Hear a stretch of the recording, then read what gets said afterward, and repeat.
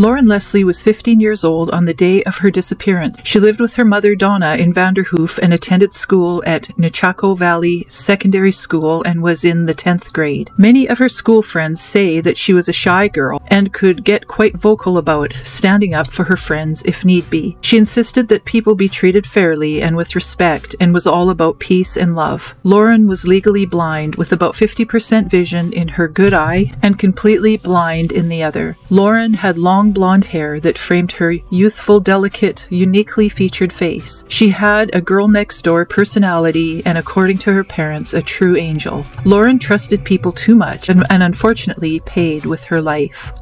At Cody Legebokoff's trial, Lauren's mom Donna testified that she had received a text from Lauren on the last night of her life saying that she was meeting with a girlfriend, to which Donna replied, "Okay, be home by 1 a.m. November 27, 2010, Doug, Lauren's father, received a phone call asking if Lauren was home. After checking and finding her room empty, he left the house in search for her. Earlier that month, Lauren, who was familiar with the website Nextopia, began an online relationship with a person who went by the screen name One Country Boy. They had been texting frequently throughout the month and decided that it was time to meet up. Lauren asked this guy to pull alcohol for her, but she also made it clear that she wasn't interested in having a sexual encounter. They decided to meet at the school's playground. That is when Lauren texted her mom and told her that she would be meeting up with a girlfriend. A witness spoke of seeing a truck that matched the description of Legebokoff's truck pull up to the playground, and a guy in shorts jumped out and made his way towards a young pretty blonde girl sitting at a swing set. They spoke briefly and Lauren left with him in the truck. Later that same evening, a young officer parked on the side of the highway out of town near an old logging road was catching up on some paperwork. He lifted his head and noticed a lone truck coming down the logging road, and it pulled out onto the highway. The officer found it strange that he was coming off the road so late at night, driving somewhat erratically. He decided to pull him over. Officer Aaron Keller approached the side of the truck and noticed that, oddly enough, a man had in his hand, which was protruding out of the window, holding a driver's license and registration. When the officer peered through the window, he noticed a teenaged man with blood smeared on his face, and when asked about it, the man replied he and a friend had poached a deer and beat it to death. The officer also noticed that he had blood all over his legs and was wearing shorts, which was odd, considering the cold weather conditions. Poaching is illegal, and the officer knew that he would have to contact a conservation officer, in which he did. With no poached deer in the truck, Officer Kaler noticed a little monkey backpack with a wallet and a child's hospital card with the name Lauren Leslie on it. The officer proceeded to arrest the man. He was arrested under the Wildlife Act with a suspicion of poaching, and he was brought into the station. Officer Keller discovered a multi-tool and a pipe wrench covered in blood as well. Meanwhile, the conservation officer with tracking skills was on his way down the old logging road in search of the poached deer. The uneasy feeling in his stomach was strange, and he couldn't figure out why it felt so off. After following a bloody footpath for some time, it finally veered off into a clump of bushes and into a small ravine. There lied the body of a young blonde girl face down in the snow under a fir tree. She had been beaten, raped, and bludgeoned to death. She was still warm in the snow. The conservation officer quickly relayed this information back to the station, where Legebokoff was being questioned. Legebokoff quickly asked for his father. In an article from the Prince George Citizen written by Mark Nielsen on June 13, 2014, after attending the trial for Legebokoff and listening to the testimony of the coroner, his article goes on to state that Dr. Stephen Symes testified that after the autopsy on Lauren was completed in Kamloops, her body was transported to an expert forensic college in Erie, Pennsylvania called Mercyhurst, where he took a closer look at the injuries to her right hand, facial bones, neck, and skull. A pipe wrench and a multi-tool with Lauren's blood on them were seized from the 2004 GMC pickup truck that Legebokoff owned and was driving the night that he was arrested for her murder. Dr. Symes told the court that there was a line of trauma across the right side of Lauren's face and that she was hit in that area at least 4 times. He also testified testified that fractures to the inside of her skull were found, indicating that she was hit with a notable force bordering on tremendous. Symes said that her hand was either stepped on or got caught in the door, or hit while she was protecting herself. Legebokoff claims that they had consensual sex in the truck, at the school, and again where her body was found.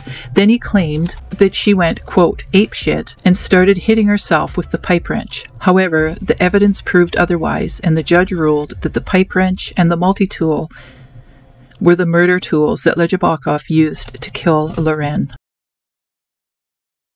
Natasha Montgomery was 23 years old and originally from Quesnel, BC. Friends of Natasha have fond memories of her and remember an athletic young girl that loved strategizing great plays while playing baseball. She played backstop and was an asset for the pitcher because of her strong throwing arm. During one game, Natasha took the pitcher aside and came up with a brilliant strategy. The next runner landed on third base.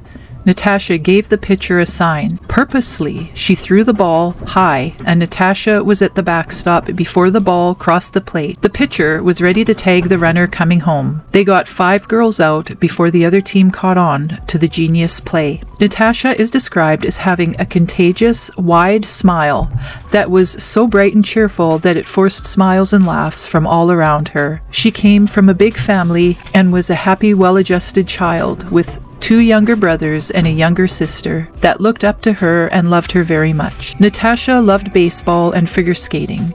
She skated for 9 years and achieved a bronze junior medal. Many of Natasha's friends remember her as a fresh-faced, fun girl and can't imagine the drug-addicted, haggard girl that her most recent pictures had portrayed. They remember the good home that she came from and all the family and friends who truly miss her and love her. They are heartbroken that Natasha fell into addiction and understand that it can happen to anyone. During Legebokoff's trial, a former girlfriend of his, Nikita Cunningham, claimed that she knew Natasha Montgomery from Quesnel. Their mothers played softball together. Cunningham moved to Prince George in 2009 and ran into Natasha at a house where they were doing crack cocaine and crystal meth, and remained familiar with each other because they were both working prostitutes in Prince George on Queensway. Cunningham said that she first met Cody Legebokoff at a friend's barbecue. He lived across the street and came over, and they met and exchanged phone numbers. He later called her up looking to buy psychedelic mushrooms, but Cunningham believes it was just a play to hang out. It eventually became more like a relationship, she said. Legebokoff did buy drugs off her, but she never saw him use them. He started to make her feel comfortable, and the relationship progressed. They would go 4x4ing quite frequently in his pickup. A favorite spot was Gun Park, where they would make trails, the same area where one of his victims would be found in October of 2010. She told the court how she brought Natasha over to his house during a summer afternoon, but the 3 of them decided to leave because they wanted to do some crack cocaine, and the other people in his house were not into that type of drug. He took them in his truck to an area near the Prince George Correctional Institute near an old mill by the train tracks. They sat on the tailgate and smoked crack while he drank alcohol. When the drugs ran out, they all returned to town and dropped Natasha off at a drug house on Quince Street. Cunningham said that the last time she saw Natasha was shortly after Natasha was released from the Correctional Institute, and that she was seen getting into a truck of someone she considered dangerous. And in apparent confusion over names, she first told police the man's name was Cody, but gave another name to the courts. Natasha's boyfriend, Brian Godwin, knew her since she was 12 years old and began dating when she was 17 or 18 and he was 20 years old. They were living together in Quesnel and they had 2 children together. Natasha developed a serious drug problem centered on crack cocaine, which led to their relationship falling apart. Natasha stayed in close contact with her children, being sure to call them every second day. She loved them more than anything in the world, Brian would say. After her release from custody, Brian believed that she was going to return home, so he wired her the money for a bus ticket. She was crying on the phone, saying that she really wanted to come and see the children. Luann, Natasha's mother, remembers a vacation they went on together as a family. It was the last holiday they had, and they had so much fun. and she really treasures those memories. Natasha fell victim to the drug and sex trade, which made her a victim of Legebokoff. The shorts that he wore the night he got caught after murdering Lauren contained the genetic DNA of Natasha. An axe found in the hallway closet in his apartment contained 14 matches to Natasha, along with other bloodstains found on curtains, a comforter in his bedroom, and cuttings from his carpet.